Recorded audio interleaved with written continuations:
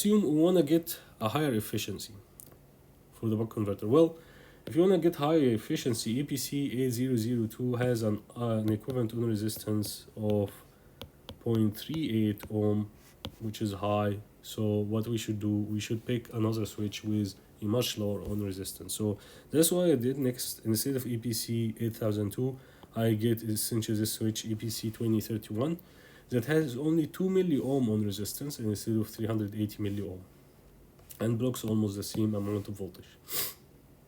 Remember, here the buck is 48, right? 48 divided by 60 is equal to 80%, so that's typically what we choose. If we divide by 65, that's like 74%. So my point is, usually you select the maximum voltage rating, drain to source rating of the switch to be a little bit 20% higher than the input voltage, because the input, as I mentioned, will have some spikes due to parasitic inductances and other components. So in that case, we calculate the conduction loss for S1. If we use EPC 2031, it's 0.8 milliwatt instead of 142 milliwatt. And similarly, or actually, yeah, that's from theory. And for S2 is lower from 405 to 2.1 milliwatt when we use EPC 2031. And so the efficiency theoretically is almost 100%. However, if we do the simulate this in LT-SPICE, the efficiency is 68%. Why? Well, when we calculated the efficiency, we only took account for the conduction loss in S1 and S2, but there are other sources of losses in S1 and S2, and that's basically the losses due to the parasitic capacitances in S1 and S2, or Q1 and Q2, whatever you want to call them. Some call them Q1, Q2, or S1 and S2. As you can see, this is a top transistor, S1 or Q1. It has a gate to source capacitance, a drain to source capacitance, a gate to drain capacitance. And all these parasitic capacitances, when you switch them on and off periodically every cycle, they're going to take extra power.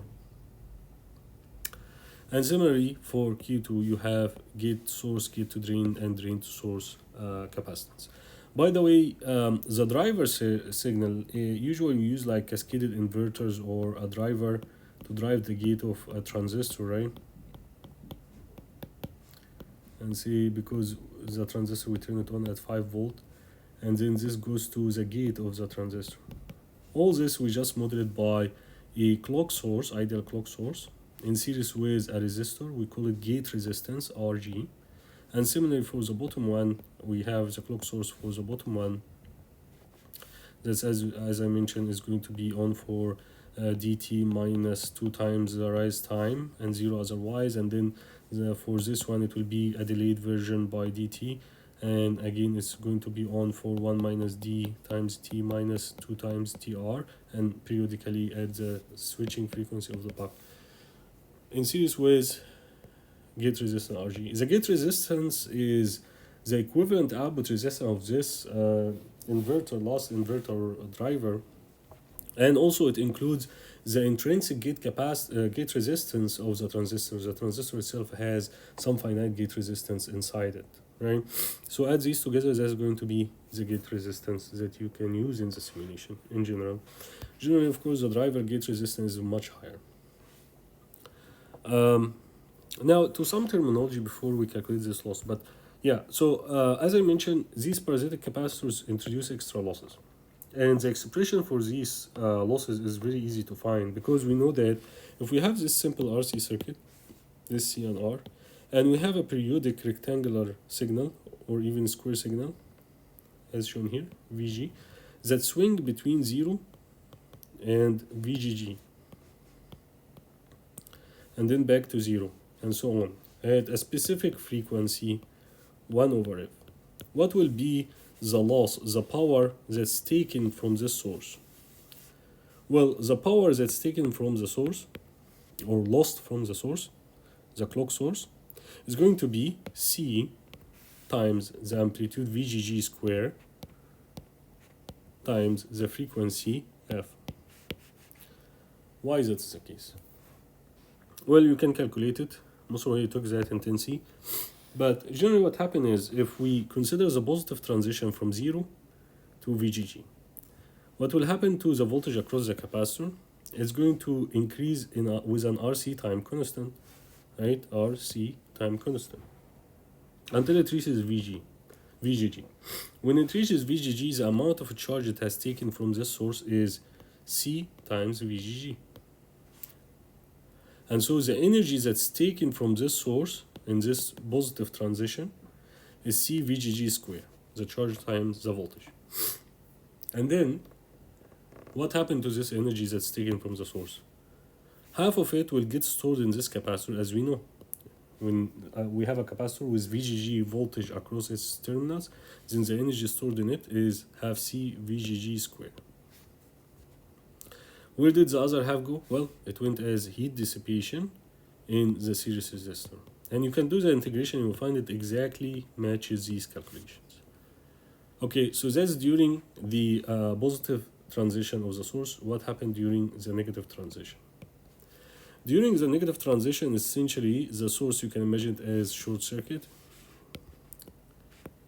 And so the energy that was stored in this cap will be essentially discharged to the ground and essentially lost as heat in the series resistor as half C VGG square. So in one cycle, the total energy taken from the source is C VGG square. Half of it get dissipated in the resistor R and stored in the capacitor. In the next half cycle, in the other half cycle, the capacitor get discharged and the energy that's stored get again dissipated in the resistor R. And so the total energy that's lost in one cycle is C VGG square. That's in one cycle. So if you have F cycles in 1 second, you just multiply by F. This is the power dissipated from this source to charge and discharge this capacitor periodically. And interestingly, this energy loss is not a function of the resistor R. So increase the resistor, decrease the resistor, the loss will not decrease. Okay, it's only function for in the capacitance, the voltage amplitude, and the frequency. So my point here is as you turn on and off these switches, essentially as this node is swinging between 0 and Vn and these nodes swing between 0 and VGG 5 volt or whatever on voltage. So what will happen? These capacitors get charged and discharged periodically, which introduces CV square F loss, where F is the switching frequency of the buck. A little bit of terminology. As I mentioned, that represents basically the driver, which is a rectangular pulse source or clock source in series with a resistor RG. And then if we calculate using Laplace the voltage here and expression time domain using of the voltage at this node, we'll find that it's RC, right? It increases exponential and decreases, and the RC time constant is exponential, right? Minus T over R G times CGS plus CGD. So both of these are connected in parallel while this node is being charged and discharged. Okay, so that's why in datasheet they lump together the value of CGS and CGD together, and they call it the effective input capacitance, because this capacitance is what defines the RC time constant of the rise at the input gate node and the fall. And then as for the output, if we look at the RC or time constant, essentially the time constant of this node, switching node you may say for the bottom switch if it's Q2, we will find that the time constant is set by the addition of the drain to source and gate to drain capacitance, because you can effectively, while this node is changing, this node is almost DC, or you can consider it as AC ground. So basically they lump together the CDS plus CGD and they call the effective output capacitance of the transistor. Okay, so again we have two important parameters from the datasheet of a transistor in order to be able to calculate the switching loss, the effective input capacitance, which is basically CGS plus CGD, because while the gate voltage is increasing or decreasing, you can think this node stays constant. So basically any charging current will only see this capacitor and this capacitor in parallel. And that you can even calculate it, and you find that the RC time constant is basically just a function of CGS and CGD.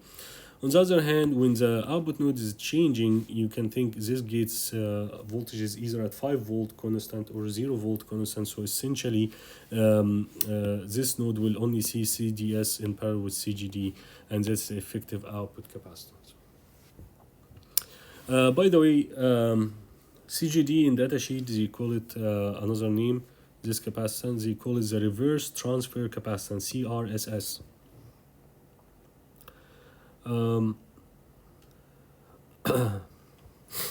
One last thing, just it's important to remember that CDS represents the junction capacitance of the body diode of the transistor, or if you have an explicit anti-parallel diode that you are connecting across the transistors, then it will introduce extra junction capacitance that you should add to CDS. And so where do we get the value of these variables from the datasheet? Well, in the datasheet, you will see a parameter called, in the dynamic section of the datasheet, dynamic characteristic, you will see the total gate charge. And the total gate charge will tell you essentially when we charge this gate from 0 to VGS equal to 5 volt, the total amount of charge that's taken nominally is 16 nanocoulombs. So this means when this source goes from 0 to 5, and this node charges from 0 to 5, the total charge that's taken from this source is basically equal to QG. So if we take QG divided by VGS, which is the 5 volt, we will get what? The effective input capacitance, CISS, which is the addition of CGS plus CGD. And similarly, you will look in the datasheet, you'll find the output charge. And this means while the transistor is connected, if you look at the datasheet parameters, essentially they connect the gate to the ground and change this node from certain voltage to VDS, say 30 volt, while VGS is 0. The amount of charge that's taken from the source, that's essential, of course, this part is not there for testing. The charge that's taken from this source to charge this node from 0 to 30 volt is equal to 48 nanocoulombs. And so the effective output capacitance of the transistor is going to be QOSS divided by VDS, or essentially the 48 nanocoulombs divided by VDS. VDS is 30 volt in this case, which give us 1.6 nanofarads. So that's how we generally, in a conservative manner, there are more complicated ways and more advanced ways to exactly calculate these losses, but it's one step at a time. So this is a much easier and simpler way, just give you a rough estimate of the switching loss. But there are more exact methods that we can discuss later on. All right, and by the way, so this was for EPC 2031, which has an R on equal to 2 milliohms. On the other hand, if we look at EPC 8002, which has an R on, I think, of 380 milliohm, so much larger resistance. So you can imagine that it has much lower width.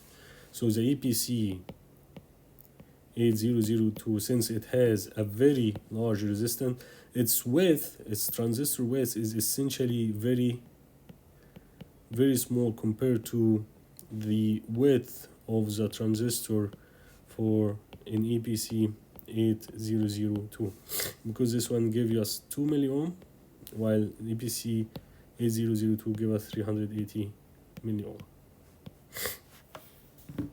Okay, and so if we obviously the input capacitance, which is CGS plus CGD for the smaller switch, will be smaller. It's just 26.6 picofarad instead of 3.2 nanofarad for EPC 2031. And similarly, the effective output capacitance is 10.3 picofarad instead of 1.6 nanofarad. So imagine So always know that if you select a switch that has a very small on resistance like the APC 2031, you will suffer from larger gate capacitance and output capacitance. Anyway, so now we calculate the CISS,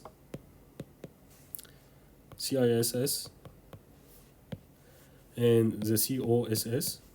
CISS, the effective input and the effective output capacitance. Now, how we calculate the switching loss? So now this node is going to swing from 0, I mean like the difference between this and this will swing from 0 to 5 volt, or we call it VGG. So this means this capacitance will introduce a loss equal to, let's call this is switch 1 and switch 2, P gate